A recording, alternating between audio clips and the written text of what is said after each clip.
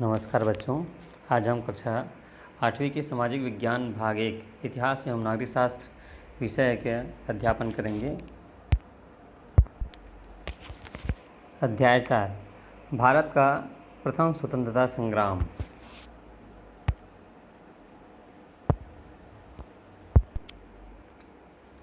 अठारह ईस्वी में भारत की वर्तमान बाह्य सीमा की यदि हम देखें तो देखेंगे कि जो भारत में अंग्रेजी क्षेत्र जो हैं वह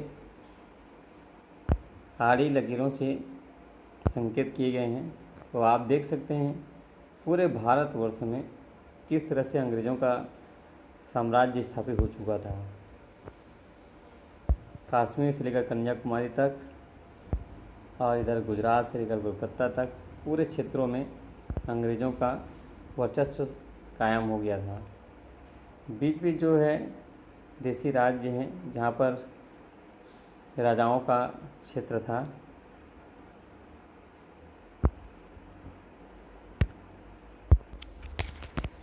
पिछले पाठ में आपने पढ़ा कि ब्रिटिश शासन की नीतियों का भारतीय जनजीवन के कृषि, वन, शिक्षा, दस्तकारी, शिल्प आदि क्षेत्रों पर बहुत बुरा प्रभाव पड़ा, जिसके कारण सन 1765 में से 1856 के बीच भारत के विभिन्न भागों में बहुत से विद्रोह हुए। इनमें से सन्यासी, बहावी, पोनीगर, संथाल, मोपला के विद्रोह प्रमुख हैं। ये विद्रोह असंगठित एवं सीमित क्षेत्र में थे, इसलिए अंग्रेज़ों की शक्तिशाली सेना द्वारा उन्हें आसानी से कुचल दिया गया। 1857 में विद्रोह हुआ, वह नियोजित एवं व्यापक क्षेत्र में फैला हुआ था।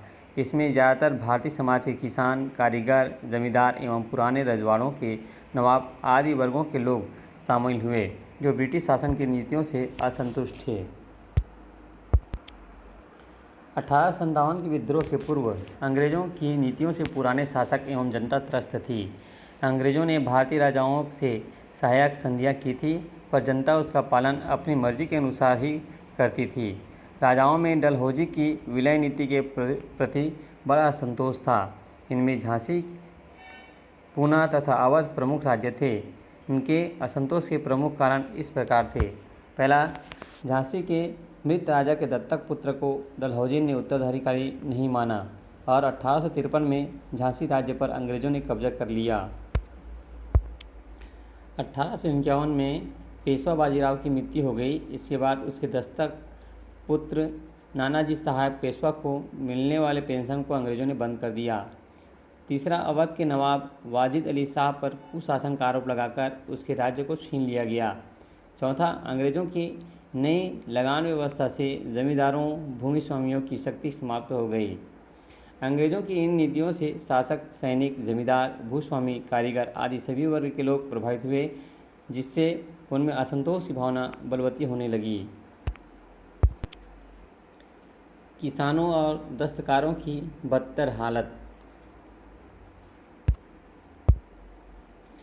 अंग्रेज़ों की विभिन्न भू राजस्व नीतियों के परिणामस्वरूप किसानों की हालत पहले से ही खराब थी। उन्हें साहूकारों से कर्ज लेना पड़ता था। साहूकार बड़ी कठोरता से कर्ज वसूलते थे। किसानों को उनके लिए अपनी ज़मीन जायदाद को भी बेचना पड़ता था। इससे किसान बेरोजगार हो गए। इस प्रकार आम लोगों में कंपनी शासन के प्रति असंतोष की भावना पनपने लगी। इसके अतिरिक्त कंपनी की पक्षपातपूर्ण चुंगीकर नीति के कारण भारतीय दस्तकार एवं शिल्पी भी बेरोजगार हो गए थे। इससे उनमें भी असंतोष की भावना पनपने लगी थी। भारतीयों की नागरिक एवं सैनिक सेवाओं में उपेक्षा।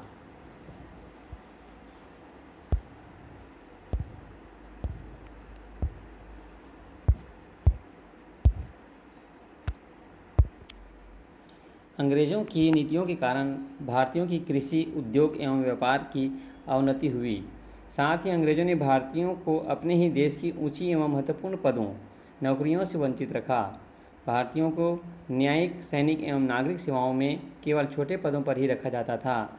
भारतीय रजवाड़े नष्ट हो गए। इससे उन पर आश्रित सैनिक, कर्मचारी, दस्तकारी आदि सभी बेरोजगार हो गए थे। अंग्रेजी कंपनी शासकों ने भारतीय समाज में प्रचलित सती प्रथा, बालिका वध के विरोध में तथा विधवा विवाह के पक्ष में नए कानून बनाए। इन सामाजिक बुराइयों को दूर करने का विचार भारतीय शिक्षित वर्ग में दिया था, लेकिन इन कानूनों का समाज के रूढ़िवादी वर्ग में भी भारी विरोध किया गया। ईसाई धर्म के प्रचार प्रसार से रूढ़िवादी चिंतित थे, उन्होंने इसका विरोध किया। इन सबके परिणामस्वरूप भारतीय जनमानस में अंग्रेजी शासन के प्रति शंका एवं अविश्वास की भावना बढ़ती गई। भारतीय सैनिकों में असंतोष। अंग्रेजी सेना के अधिकांश सैनिक भारतीय किसान परिवार से आए हुए थे। उनमें बंगाल के सैनिक अपनी वफादारी के लिए प्रसिद्ध थे। अंग्रेज सैनिक अधिकारी भारतीय सैनिकों को हेय दृष्टि से देखते थे। भारत की ब्रिटिश सेना में भारतीय सिपाहियों का अनुपात 1:5 से अधिक था। सेना में उन्हें अधिक ऊंचा पद नहीं दिया जाता था। गोरे सैनिकों की तुलना में उनका वेतन कम था। भारतीय सैनिकों को तिलक लगाना, दाढ़ी रखना, पगड़ी बांधना जैसे पारंपरिक कार्यों पर प्रतिबंध था।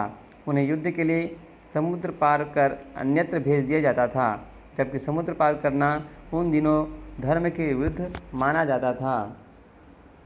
इससे भारतीय सेना में असंतोष छाने लगा। 1856 में भारतीय सैनिकों को एनफील्ड राइफल एवं नए कारतूस प्रयोग किए गए। इन कारतूसों को खोलने के लिए दांतों से काटना पड़ता था। सैनिकों को आशंका थी कि नए कारतूसों में गाय या सुअर की चर्बी मिली हुई थी, जिसके कारण इसकी धार्मिक भावनाओं को ठेस लगती थी। असंतोष का दावानल। 29 मार्च 1857 की बात है, जब कलकत्ता के निकट बैरकपुर की फौजी छावनी में सेना की परेड चल रही थी। उसी समय सेना के एक सिपाही मंगल पांडे ने नए बंदूक, जिसकी कारतूस में चर्बी लगे हुए थे, का प्रयोग करने से इनकार कर दिया। अंग्रेज सिपाही ह्यूसन ने उसे इन बंदूकों व कारतूसों के प्रयोग करने का आदेश दिया, किंतु मंगल पांडे ने आदेश नहीं माना, तो उसे गिरफ्तार करने का आदेश दे दिया गया। तब क्रोध में आकर मंगल पांडे ने ह्यूसन पर गोली चलाई। उसने पास खड़े अन्य अंग्रेजी अधिकारी पर भी गोली चला दी। देश के अन्य सैनिक छावनियों में विद्रोह जंगल की आग की तरह फैल गया। फलस्वरूप 10 मई 1857 को मेरठ छावनी की पूरी भारतीय पलटन ने विद्रोह कर दिया। इसने जेल में बंद अपने साथियों को छुड़ाकर दिल्ली की ओर प्रस्थान किया। रास्ते में हजारों लोग इन विद्रोहियों के साथ हो गए। खबर पाकर दिल्ली छावनी के भारतीय सिपाहियाँ भी इन सैनिकों के साथ आकर मिल गई। मुगल बादशाह बहादुर शाह जफर से नेतृत्व संभालने का आग्रह किया गया। विद्रोह के मुख्य केंद्र। शीघ्र ही विद्रोह की आग उत्तर प्रदेश, मध्य प्रदेश, बिहार, झारखंड, छत्तीसगढ़, दिल्ली आदि स्थानों तक फैल गई। सैनिकों द्वारा प्रारंभ किए गए इन विद्रोह में स्थानीय किसान, कारीगर, जमींदार, राजा, आम जनता भी शामिल हो गए। विद्रोह का नेतृत्व। शीघ्र ही विद्रोही सेना ने दिल्ली पर अपना अधिकार जमा लिया। दिल्ली में विद्रोह का नेतृत्व सम्राट बहादुर शाह जफर के हाथों में था, किंतु इसका संचालन सेनापति बख्श खां ने किया। लखनऊ में अवध की बेगम, हजरत महल, कानपुर में नाना साहब तथा तात्या टोपे, झांसी में झांसी की रानी, बिहार में कुंवर सिंह, रुहेलखंड में अहमदुल्ला ने विद्रोह का नेतृत्व किया। छत्तीसगढ़ में हनुमान सिंह एवं वीर नारायण सिंह ने अंग्रेजों के विरुद्ध विद्रोह किया। यहाँ विद्रोह काफ़ी व्यापक थे। इन विद्रोह में आम लोगों ने भी बड़ी संख्या में भाग लिया। झांसी की रानी लक्ष्मीबाई ने बड़ी वीरता से अंग्रेजों का सामना किया और वीरगति को प्राप्त हुई। इस प्रकार उन्होंने आम जनता को अंग्रेजों के विरुद्ध विद्रोह करने की प्रेरणा दी।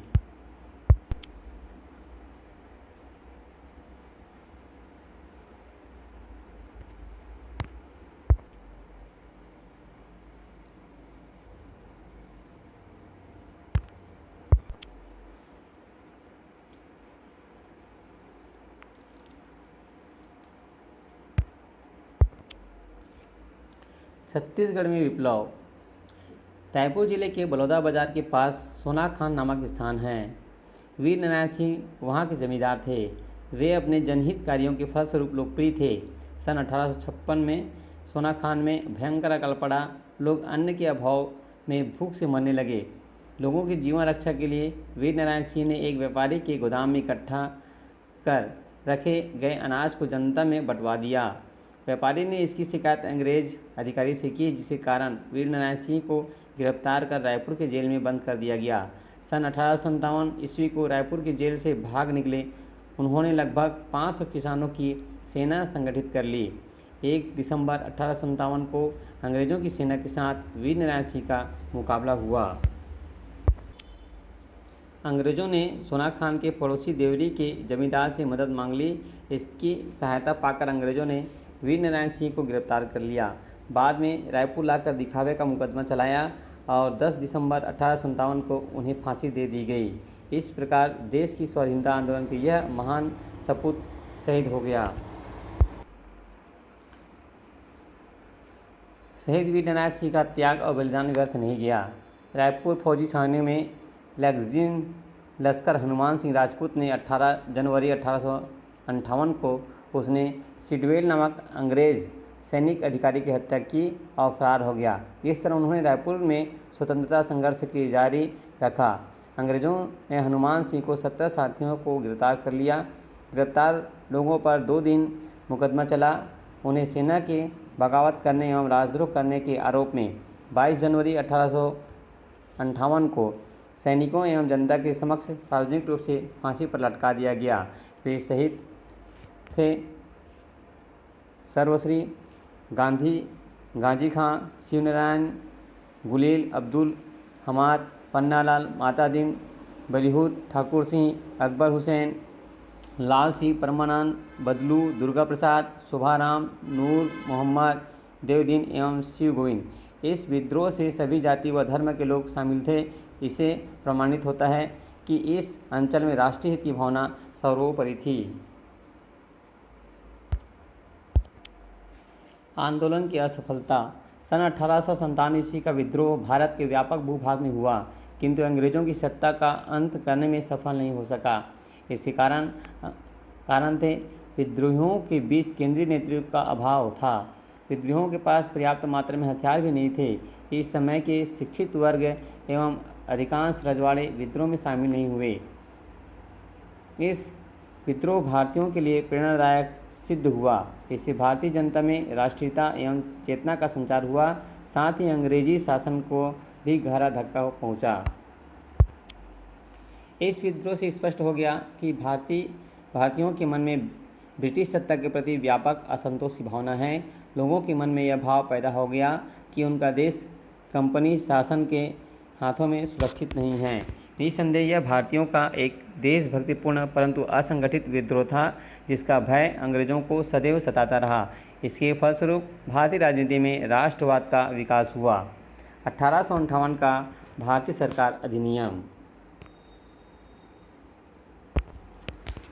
1858 का भारत सरकार अधिनियम भारत की नाराज प्रजा को शांत करने के उद्देश्य से इंग्लैंड की महारानी विक्टोरिया ने 1 नवंबर 1858 को एक घोषणा पत्र जारी किया, जिसमें कंपनी का शासन समाप्त कर भारत का शासन सीधे इंग्लैंड की संसद द्वारा संचालित करने की घोषणा की गई। भारतीय जनता के धार्मिक एवं सामाजिक पहलुओं के प्रति हस्तक्षेप की नीति अपनाई गई। प्राचीन परंपराओं का संरक्षण एवं सम्मान का आश्वासन दिया गया। सैद्धांतिक रूप से रानी विक्टोरिया का घोषणा पत्र बहुत महत्वपूर्ण था। अब गवर्नर जनरल वायसराय कहा जाने लगा, जो ब्रिटिश साम्राज्य के प्रतिनिधि के रूप में भारत का प्रमुख प्रशासक होता था। प्रमुख सामाजिक धार्मिक सुधार आंदोलन से संबंधित संस्थाएं।